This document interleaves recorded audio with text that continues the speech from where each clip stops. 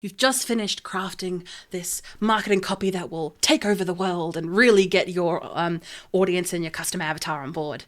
But then you run it through a friend and it's not clear at all. Crap. If you're tired of the old cookie cutter marketing advice and want to take your personal brand to the next level with bold, actionable strategies that truly reflect you, you're in the right place. Let's untangle your marketing mayhem with Zoe, the video confidence coach, on the Unboring Your Brand podcast. Unboring Your Brand was recorded on Wadawurrung land.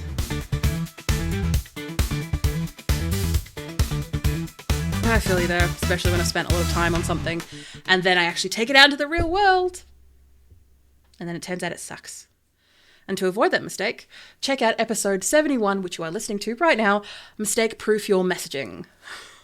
It's something that you can't necessarily foolproof guard against, but it's something that helps you go through a couple of basic processes that I use with my clients all the time to just have a bit of friendliness when you're working with your own marketing and making sure that you don't fall into the trap of trying to be overly perfect or overly niche in your thinking.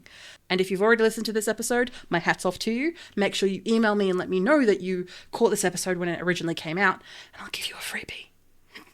For everyone else, enjoy the show. So this was from a conversation that I had yonks ago with a friend of mine, Mark.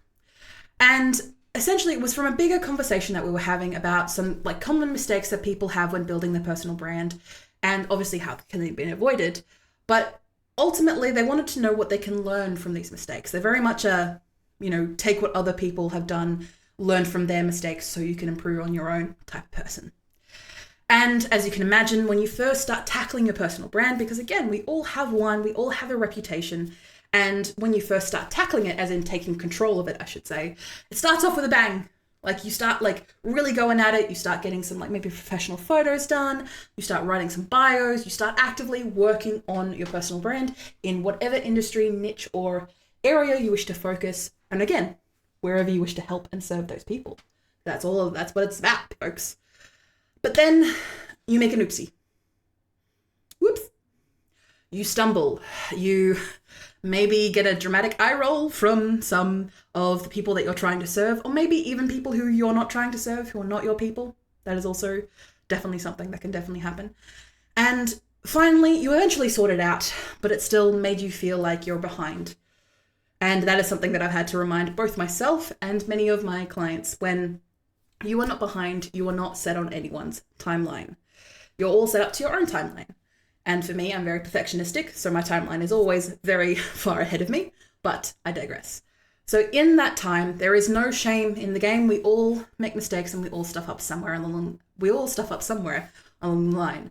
So for you, what are some of these common mistakes regarding your personal brand that you can avoid making if you are starting out, or even if you are well in the weeds regarding your personal brand, things that you can avoid doing if you haven't run into these mistakes of yourself? And again, all of these mistakes I have done myself, and I've had clients who've done this as well. So do not worry if you come across these, or if you haven't just yet, it's okay.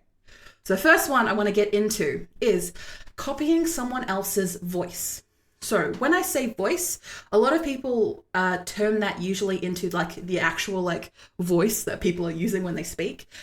But what I mean, usually when it comes to personal branding or marketing, a voice is what is known as an identifying signature and tone. How do you speak? How do you communicate, both in written and in verbal format? Is the way that you speak very different to the way that you write? Are the words that you use common between the two?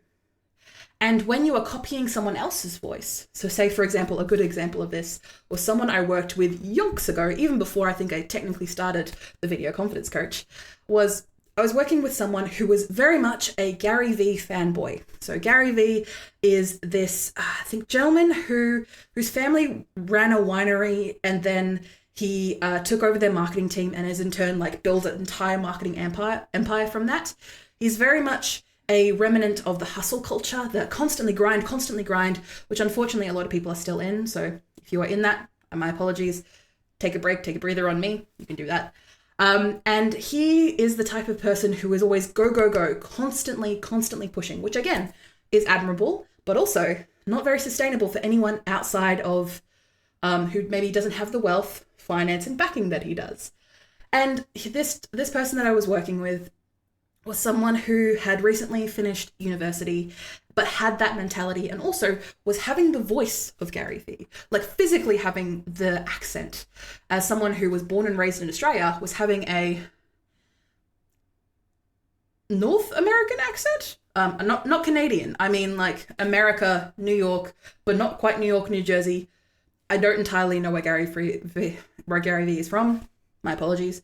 But that type of accent, like to the point where he was beginning to speak in Gary Vee-isms, like using terminologies and taglines from him when he was trying to build his own brand himself.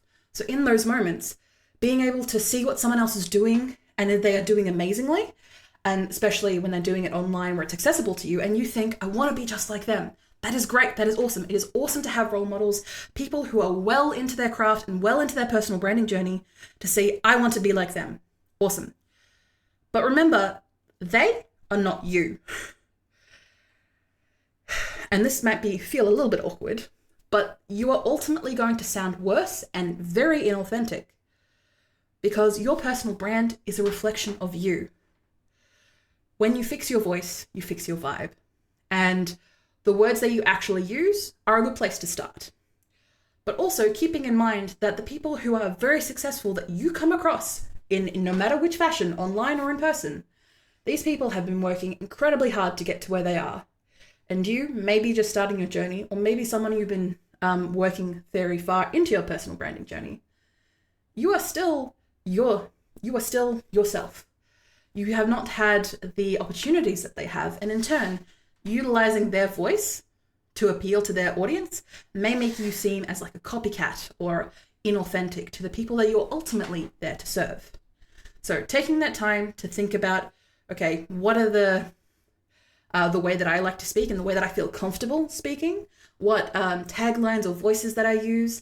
Am I very outgoing in my personality? Like me, I like bright, I like glitter, I like crazy makeup, I like hair that is everywhere.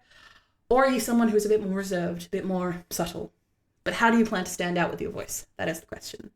Second thing is trying to be everywhere at once. Like the movie with the sausage fingers, you cannot be everywhere at once because we don't know how the ultimate timelines that any of us have fallen into, to my knowledge. Feel free to quote me on that. If you have, I'd love to hear you down in the comments. When posting on Instagram, LinkedIn, YouTube, Pinterest, and your mum's Facebook group, it can feel overwhelming, and that's not even just all the options. You can, when trying to be everywhere at once, you burn out faster than a candle in the wind. R.I.P. Diana.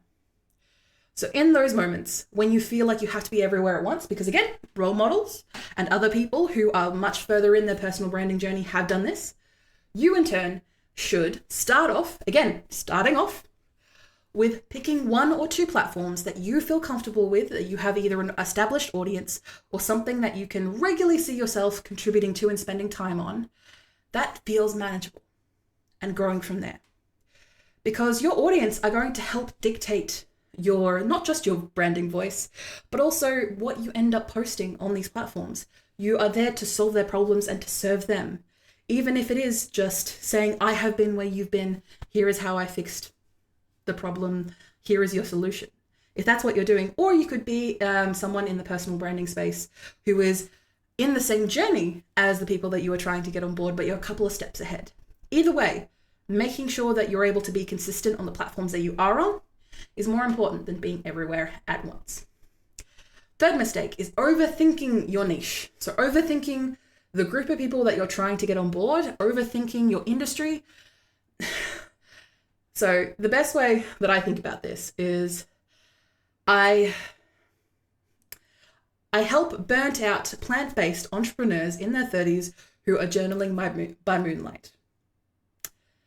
Okay, but that is a sentence, but it also helps you figure out that might be a little bit too specific and you might be thinking a bit too hard on the type of people that you can get on board. Sure, internationally, I'm sure that you can get a good handful of people that fit that exact description. But for everyone else who does not fit that exact description, They may not feel catered to your message or your personal branding, even though you can definitely help them and serve them. So what can you do to expand that little box, especially that comfort box for them, and start with what you're good at and love what you're working with. Let it evolve from there. And if you want to start getting specific later on, because that helps you create your content, that helps you personalize your messaging, awesome. But that's not where you start with. You start with something a little broader, and then you can start niching down once you get more interaction, communication, back and forth with your audience. Because again, you're not doing it for them. Sorry, you're not doing it for you, you're doing it for them. Maybe your personal brand, but you're ultimately doing it for them. Mistake number 4 is waiting for perfection. This is something that I can attest to, that I do an awful lot. And hi, my mentors and business coaches. Hi. I do have a tendency of waiting for perfection to kick in before I release something out into the world. I'm waiting for the 17th time to tweak a bit of fonts or get my bio just right, because I've had maybe 5 to 6 identity crises in that time, and I've shifted it too often. And in the meantime, I am not helping who I'm there to help with. I am not putting them first, and it's just crickets. People don't know who I am. People don't see me as an industry leader. People don't see me as a solution to their problem because I'm not there. So to fix that, I just do it. I get started. I lower my BFM, and you can check out my podcast about that. My bare effing minimum, I lower that down, what my minimum is. Because remember, your minimum is usually a lot higher than everyone else thinks it should be. So I lower that down because imperfection still gets results. I can refine as I go. And as long as I'm attracting the right people, I'm serving the right people, then I'm doing my job. And hopefully you are too, by taking action. And the last mistake that I want to get onto in today's podcast is only talking about yourself. As you can imagine, when you are building a personal brand, it can be inherently you're falling into the pit trap and the fall of talking about yourself, because that's where your experience comes from, I should say. But your brand isn't about you. And your content that is all about me, I, myself and I, people will just scroll past because they don't care about you. They care about them. They care about their problems. They want solutions to their problems, their needs. So in turn, you need to focus on how you help others. Yes, you are there because you're the one ultimately doing the action, but it's their result that is coming first. Make the audience, be it in your content, in the way that you communicate, and the way that you address people face to face, make that audience feel seen and understood before you even come into the equation. Yes, your experience helps, but that should come after you have put them on the pedestal that they need. So ultimately, what can we learn from all of this? We can start off by reflecting on what has worked and what hasn't, and what is maybe just noise when it comes to the work that you've already done with your personal brand. You can start by adjusting one thing at a time. Don't feel the need to take off the whole picnic table blanket. You just need to start with one thing. No need to go through a full rebrand. Just start things one by one. And I recommend starting yourself with some really easy goals that you can achieve to get yourself in that momentum phase. And if you've already got an audience or a group of people that your personal brand has already catered to, start asking them questions. What do they enjoy? And what can you achieve? And also, what can you shockingly achieve for them? So then they are shocked by your ingenuity and hopefully your patience. And most importantly, laugh at these mistakes. If any of these mistakes have resonated with you, feel free to reach out at vcc.training, or you can check out any of our social medias where I'll be posting this episode for sure. We've all been there. And we all have to get our stripes somewhere, right? So as I was finishing up with Mark, and in the end, your personal brand is more about consistency than perfection, because people need to see that you're there. It's okay to be messy. It's okay to not be absolutely perfect all the time. You're allowed to be brilliant. You're allowed to be you. And Mark felt that was a little bit too cliched, but ultimately, he still listened to me for like 20 minutes. Thank you for listening or watching Unboring Your Brand. You can find detailed show notes with tools, offers, and episode transcriptions. Just click the first link in the description or go to vcc.training/podcast. Get involved and ask me anything about personal branding, video strategy, or just a friendly small business chat via my email, g'day@vcc.training. That is gday@vcc.training. The Video Confidence Coach would like to acknowledge and pay my respects to the Wadawurrung people of the Kulin Nation, the traditional custodians of the land on which I record my podcast. I pay my respects to their elders past and present. I stand with the traditional custodians of these lands in working towards a more equal future.